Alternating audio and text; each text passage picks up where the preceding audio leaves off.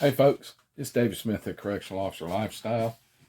I'm coming to you today with another video dealing with contraband.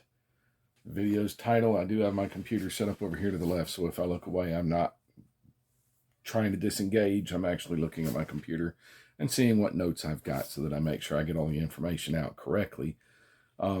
As always, folks, if you like the video, make sure you hit the like button, subscribe, hit the bell for notifications when I make new videos, and engage. Comments. Hit me in the comments. I love your comments. I want your comments, all right? It's battling contraband in the age of technology. Now, I came in to corrections when technology was not really all that much of a factor with contraband.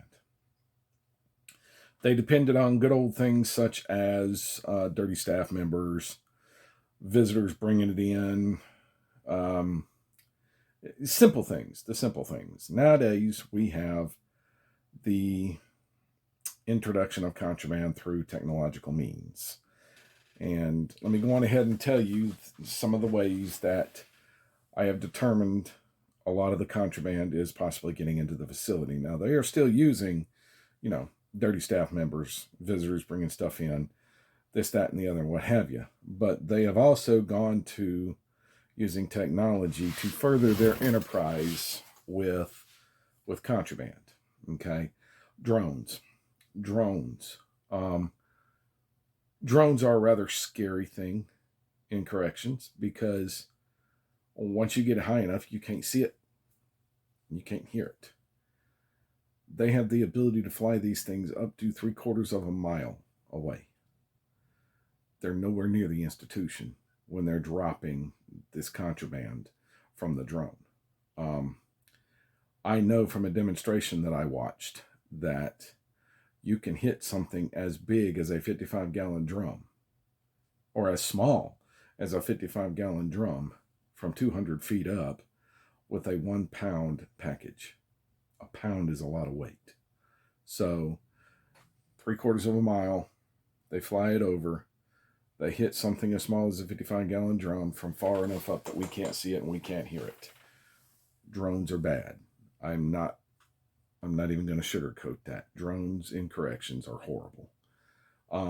Using contraband cell phones to coordinate the drops. Who better to know where the holes in security are than the inmates that are inside the facility that have 24 hours a day, 7 days a week, 365 days a year to watch us and know what we're doing.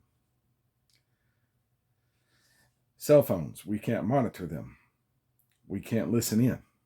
We can't do anything to combat the information that is gained through a contraband cell phone. So they have unlimited access to their people to coordinate what's going on. Further than that, most cell phones are equipped with GPS. So even if you're unfamiliar with the area, you don't know where you're going, you don't know the woods surrounding whatever institution you're going into, by God, GPS will get you there. It'll get you close enough to throw over contraband. So, and with the cell phone, you've got the people telling you, hey, that perimeter officer is nowhere near there right now. Go ahead and throw it over. The way dirty staff are getting paid has improved through technology. For example, Venmo, Cash App. There's no longer a necessity to have cash on the compound. They don't even have to get your information to wire money into your bank. They don't even really need to know who you are. Just put stuff in a Venmo or a Cash App account. They're camouflaging the contraband to look like the grounds.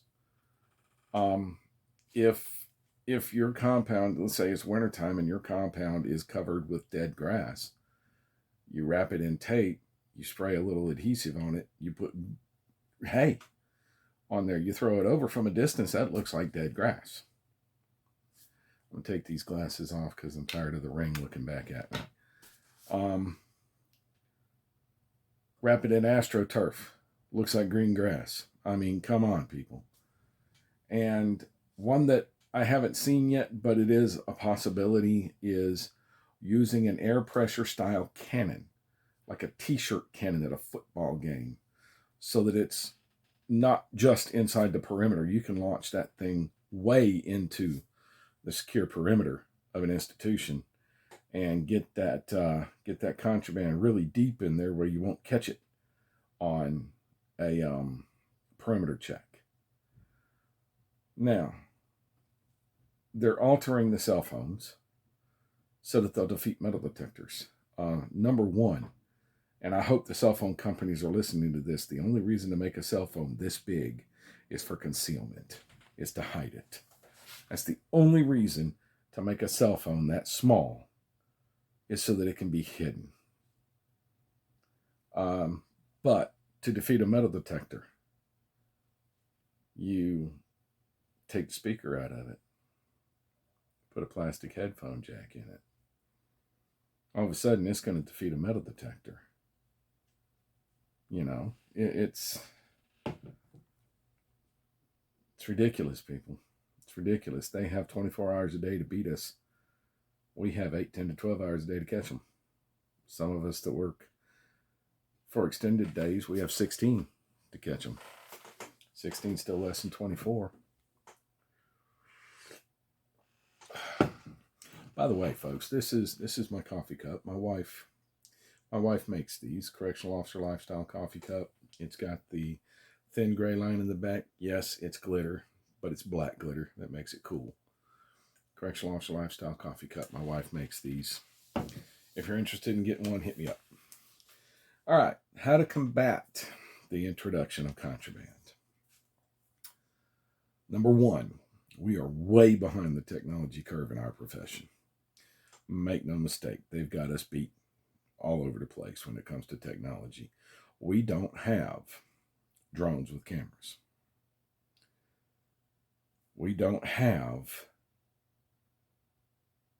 most of the things that they have access to.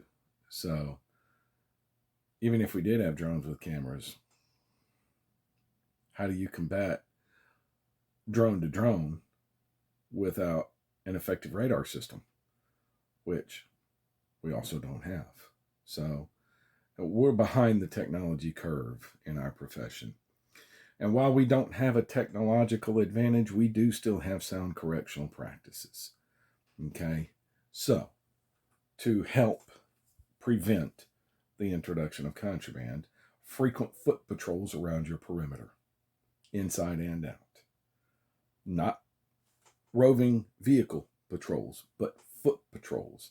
Because a roving vehicle patrol, you're going to miss something.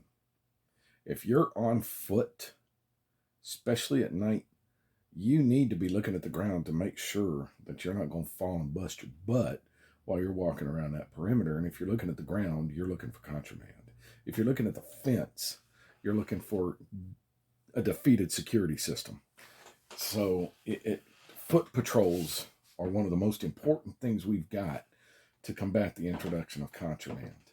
Extra foot patrols around the interior of any area prior to allowing inmates to access them is another good idea that you might want to consider. Frequent and random searches of your inmates on the yard and in the dorm, searches of common areas to include hot spots. Of course, I'm not going to go into all of the details of all of this, but we have measures in place to prevent the escape of individuals from the secure perimeter, i.e., we have eyes all over the secure perimeter all the time. We have electronic measures in place. I'm not going into them because it's kind of like reading our playbook, and I'm not going to do that. But we have detection systems in place to prevent people from escaping our custody. Therefore, we are looking at the perimeter, but they're no longer just for escape prevention. We need to go on ahead and look at these measures that we have to prevent somebody from escaping as another measure we have to prevent the introduction of contraband. We have a rather effective track record at preventing people from escaping. We need to go on ahead and improve our track record of defeating this contraband introduction into our facilities. Okay? Everything that I mentioned is something that we do in the Department of Corrections all the time anyway. Frequent foot patrols, vehicle patrols, perimeter posts, detection systems. Most of your facilities have cameras nowadays. Anything we can do to help prevent the introduction of contraband is vital. But reliance on technology is not enough. Without the human element, without the human being, the correctional officer professional looking at those practices and saying, if I were trying to introduce contraband to my facility, how would I do it? What would I do? That is a very understated necessity in our business, is the professional correctional officer. So, yes, perimeter security is oftentimes boring, but I can't state how important it is. Number one, for its intended purpose to prevent escapes, but number two, to prevent the introduction of contraband. Because there's a human element involved in getting it in. There needs to be a professional human element involved in keeping it out. That's all I got for this video, folks. As always, I am still continuing my crusade to get rid of domestic violence. The domestic violence hotline for victims is 1-800-799-SAFE. The people at the end of that phone call have the tools, abilities, and resources to help victims of domestic violence. So if you are a victim or you know a victim, 1-800-799-SAFE, those people can help. If you know the aggressor in a domestic violence incident, the worst thing you can do is nothing. Say something to somebody. And if you are the aggressor, remember, there is help for you too. First, you got to understand that you need it. Then you got to ask for it. If you liked the video, make sure to hit the like button, subscribe, hit the bell for notifications when I post new videos, and engage. Hit me with some comments. You got something specific that has happened to you with somebody defeating your perimeter security and getting some contraband in there, as long as you don't air your agency's policies and procedures, air any sensitive information, or compromise any ongoing investigations, hit me in the comments with it. I want to know about it. This is David Smith at Correctional Officer Lifestyle. I am my brother's keeper. I am my sister's keeper, and love shouldn't hurt. Y'all stay safe, find the fence. I'll see you in the next video.